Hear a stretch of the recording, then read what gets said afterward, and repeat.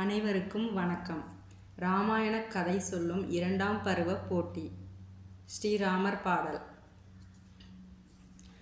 ராகவனே ரமணா ரகுநாதா, ராகவனே ரமணா ரகுநாதா, பார்க்கடல் வாசா ஜானகி நேசா, பார்க்கடல் வாசா ஜானகி நேசா, பாடுகின்றேன் வரம் தா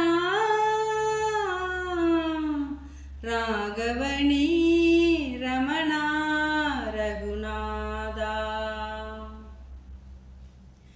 கல்லான பெண் கூட உன்னாலே பெண்ணாகி எழுந்தாலே மண்மேலே, கல்லான பெண் கூட உன்னாலே பெண்ணாகி எழுந்தாலே மண்மேலே. ஸ்ரீராமச்சந்திரா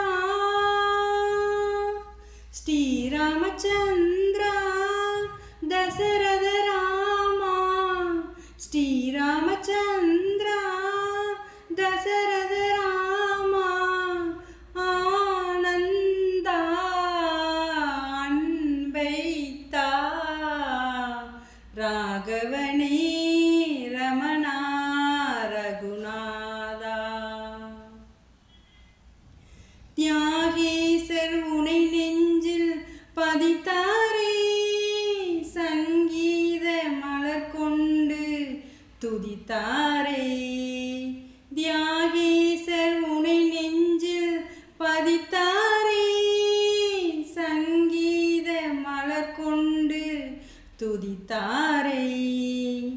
வைதேகிநாதா வைதேகிநாதா வடமலை ராஜா, வைதேகிநாதா வடமலை ராஜா, ஆனந்தா அன்பைத்தா, ராகவனே ரமணா ரகுநாதா, பார்க்கடல் வாசா ஜானகி நேசா, பார்க்கடல் வாசா ஜானகி நேசா, பாடுகின்றேன் வரம் தா ராகவனே ரமணா ரகுநாதா.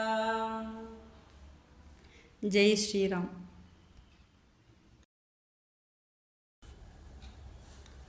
அனைவருக்கும் வணக்கம். தலைமுறை தலைமுறையாக நம் மக்கள் படித்தும் கேட்டும் அனுபவித்தும் மன தூய்மை பெற்று வந்த பேரிதிகாசம் இராமாயணம்.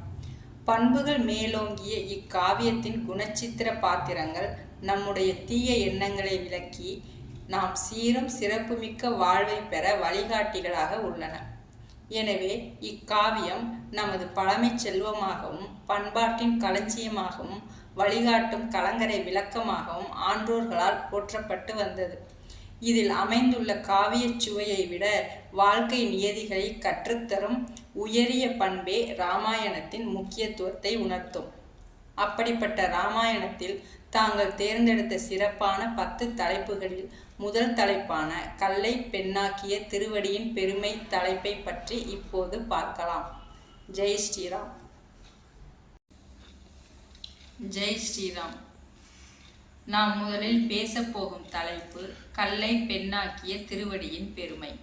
இறைவனை விட உயர்ந்தது இறைவனின் திருவடி, திருவடியை விட உயர்ந்தது திருவடியை தாங்கும் பாதுகை. ஆண்டாள் நாச்சியாரும் அன்று இவ்வுலகம் அளந்தாய் அடி போற்றி என்று திருவடியை போற்றி பாடுகின்றார்.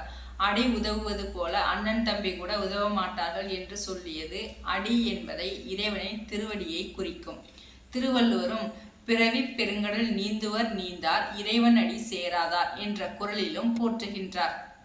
ராமர், லக்ஷ்மணர், விஸ்வாமித்திரர் மூவரும் மிதிலையை நோக்கி பயணம் செய்து கொண்டிருந்த போது வழியில் ஒளிவிழந்த ஆசிரமம் ஒன்றை கண்ட ராமர் விஸ்வாமித்திரரை பார்த்து, ஐயனே, இந்த ஆசிரமத்தை பார்த்தால் மிகவும் அழகாகவும் ரம்மியமாகவும் காணப்படுகிறது. ஆனால் மகரிஷிகள் யாரும் வசிப்பதாக தோன்றவில்லை. இதற்கு காரணம் என்ன என்று கேட்டார். இதை கேட்டு விஸ்வாமித்திரர் அதற்கான காரணத்தை சொல்லத் தொடங்கினார். கௌதமர் என்னும் மகரிஷி இங்கு தவம் செய்து வந்தார். அவர் ஞானத்திலும் ஆச்சாரத்திலும் மேலானவர். அவருடைய மனைவியின் பெயர் அகலிகை. அவள் பேரழகு வாய்ந்தவள். அவள் அழகை கண்ட இந்திரன் அவள் மேல் ஆசை கொண்டான்.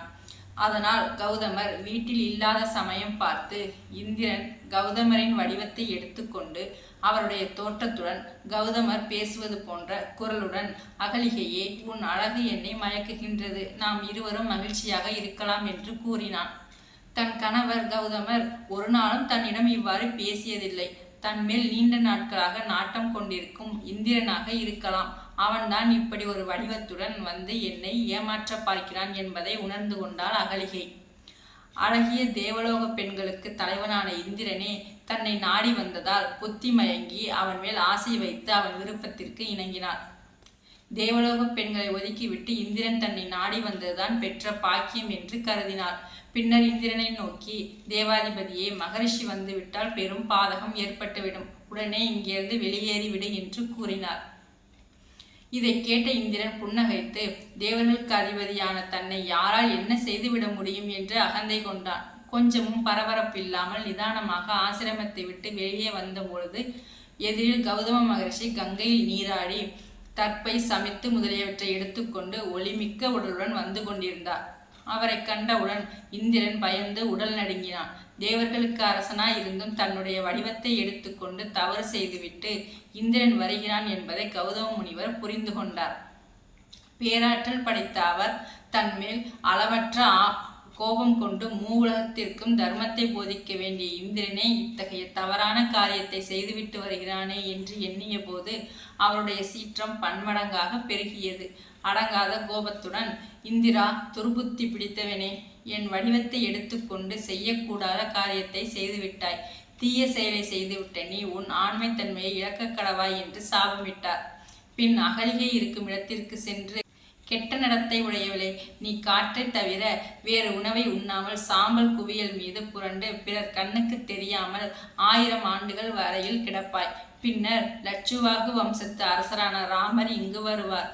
அவரை வரவேற்று பூஜித்தால் உன் சாபம் விலகி பெண்ணாக மாறி பரிசுத்தமாகி என்னை வந்து அடைவாய் என்று சாபம் விட்டு தவம் செய்வதற்காக இமயமலைக்கு சென்று விட்டார். அதன் பின் இந்திரன் யாகத்தில் ஆகுதி செய்யப்படும் ஆட்டின் விருணங்கள் மூலம் ஆண் தன்மையை பெற்றான். இக்கதையை கூறி முடித்த விஸ்வாமித்திரர், வாருங்கள், ஆசிரமத்திற்குள் செல்லலாம் என்று கூறி ஆசிரமத்திற்குள் மூவரும் நுழைந்தனர். ராமர் உள்ளே நுழைந்தவுடன் அகலிகை வடிவம் பெற தொடங்கினார். அவர் மாசு நீங்கி மணி போன்று ஒளி பொருந்தியவளானாள். சுத்தமான ஆகாயத்தில் பிரகாசிக்கும் முழு நிலவை போன்று இருந்தார். அவளை கண்டவுடன் ராமலட்சுமணர்கள் அவளுடைய கால்களை தொட்டு வணங்கி தாயாக எண்ணி தொழுதனர்.